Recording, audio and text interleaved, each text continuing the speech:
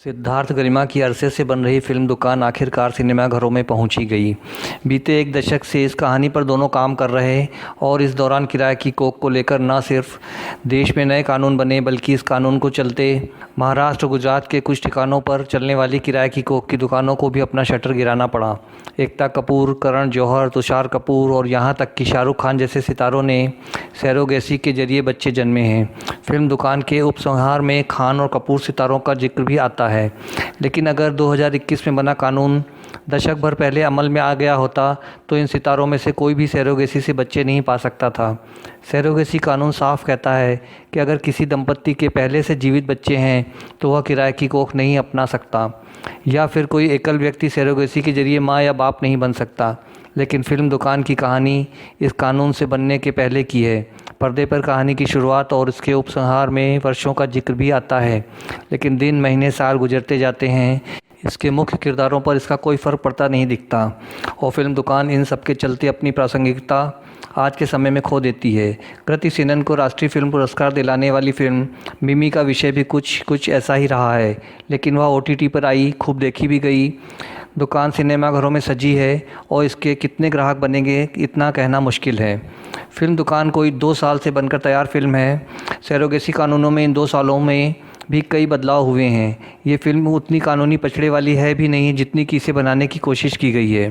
Film की एक line की कहानी बहुत मार्मिक है और वह यह है कि अगर किसी दंपत्ति का परिवार बढ़ाने के लिए अपनी कोख किराए पर देने वाली माँ को अपने गर्भ से जन्मने वाले बच्चे से प्यार हो जाए तो क्या होगा।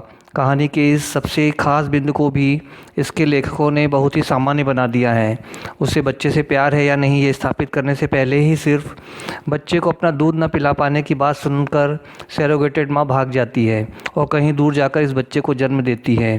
कहानी इसके बाद इस बच्चे के इसके कानूनी माँ बाप तक पहुँचने और इस दंपत्ति के सरोगेट माँ को अपने परिवार का हिस्सा मानने की जंग दिखाती है। लेकिन इस मूल कहानी तक आने से पहले फिल्म सरोगेट माँ का बचपन, किशोरावस्था और जवानी में ही अपने से 3 साल छोटी किशोरी की सौतेली माँ बन जाने में इतनी खोई रहती है कि दर्शक फिल्म के मूल मुद्दे तक आने से पहले ही उकताने लगते हैं। सिद्धार्थ गरिमा को हिंदी सिनेमा की कुछ ब्लॉकबस्टर फिल्मों के लेखन का इकराम हासिल है। बंसाली की फिल्मों में दिखने वाली भव्य लोक परंपराएं उन्होंने इस फिल्म में भी रखी हैं। हवा में उड़ती चुनरिया, ज़मीन पर बनी रंगोली, टॉप एंगल कैमरे से फिल्माए गए दृश्य, गानों में सहायक कलाकारों के वस्त्रों की रंगीनियाँ और पार्श्व संगीत के लिए कोरस और ढोल ताशों का इस्तेमाल दोनों को भंसाली का कॉपीराइट कैट बनाता है।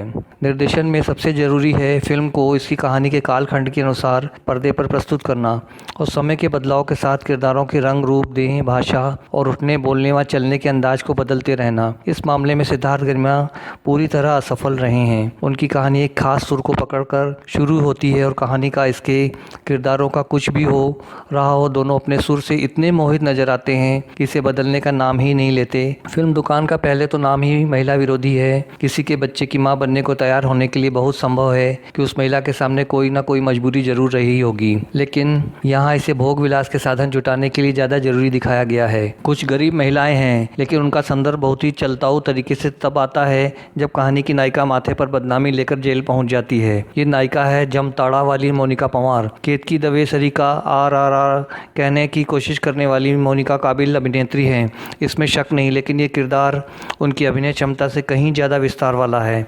अपने से दूनी उम्र के व्यक्ति से शादी करने वाली चमेली उर्फ जैस्मिन ऐसा क्यों करती है, इसे ढंग से स्थापित करने में भी फिल्म चूक जाती है। बच्चों से प्यार करने वाली जैस्मिन कैसे बच्चों से घृणा करती है और क्यों आखिर एक दिन फिर उसका बच्चों के प्रति प्यार फिर से जाग उठता है। ये ग्राफ किसी भी अभिनेत्री के लिए अपना दमखम साबित करने के लिए बहुत बड़ा होता है, लेकिन मोनिका भी फिल्म के लेखकों निर्देशकों की तरह एक ही सुर में पूरा किरदार निभा देती हैं और एक वक्त के बाद ओवर एक्टिंग भी करते नजर आती हैं। फिल्म में सिकंदर खेर की मौजूदगी स्पेशल अपीयरेंस अथरी की है।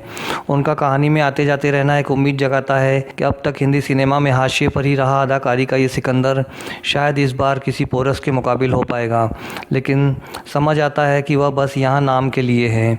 मोनाली ठाकुर के अभिनय का अपना अलग ही रंग है। बच्चे के लिए तड़पती माँ की बजाय वह एक ऐसी माँ के किरदार में नजर आती हैं जिनका एकमात्र उद्देश्य गरीबों की बेइज्जती करना है। सोहम मजूमदार का अभिनय भी पूरी फिल्म में एक रस ही रहता है।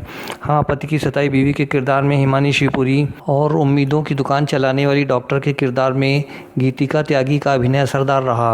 IVF क्लिनिक की नियमित सरोगेट माओं के किरदारों में लिए गए सारे सहायक कलाकार एक जैसी मुस्कान और एक जैसी उदासी एक साथ कैसे ओढ़ लेते हैं, इसका रहस्य जरूर किसी जादू से कम नहीं दिखता। तकनीकी तौर पर फिल्म दुकान को संजय लीला भंसाली की तमाम फिल्मों की सस्ती कॉपी बनाने में इसके सिनेमेटोग्राफर अनिर्बान चटर्जी का बहुत बड़ा दोष है। बाजीराव मस्तानी के सेट पर रहते हुए उन्होंने जो कुछ भी समझा परखा सब यहाँ उड़ेल दिया है। वह और भी कई बड़ी फिल्मों की टीम का हिस्सा रहे हैं, लेकिन एक छायाकार का जो अपना वैल्यू एडिशन किसी फिल्म के लिए होना चाहिए वह यहाँ सिरे से नदारद है। सिद्धार्थ गरिमा ने अपनी फिल्म के लिए गाने भी लिखे हैं। अरिजीत ने एक गाना विशेष धन्यवाद पाकर फिल्म के लिए गाया है और सनी देओल की तरह वह भी अपने काम की चिप्पी लगाकर निकल गए हैं। समीर तन्ना, अर्श तन्ना और तमन्ना तन्ना की कोरियोग्राफी बस मैं तुम्हारे बच्चे की मां बनने वाली हूं में ही अपनी लय ताल दिखा पाती है। सत्या शर्मा का संपादन इसकी पटकथा और निर्देशन जैसा ही है। चंद्रकांत सोनवड़े ने कलाकारों के परिधान बनाने में भंसाली की फिल्मों को ही अपना संदर्भ बिंदु रखा है। बस आज इतना ही, मिलते हैं नेक्स्ट वीडियो में। तब तक अपना ध्यान रखें, हमें याद रखें और चैनल को लाइक और सब्सक्राइब करना ना भूलें।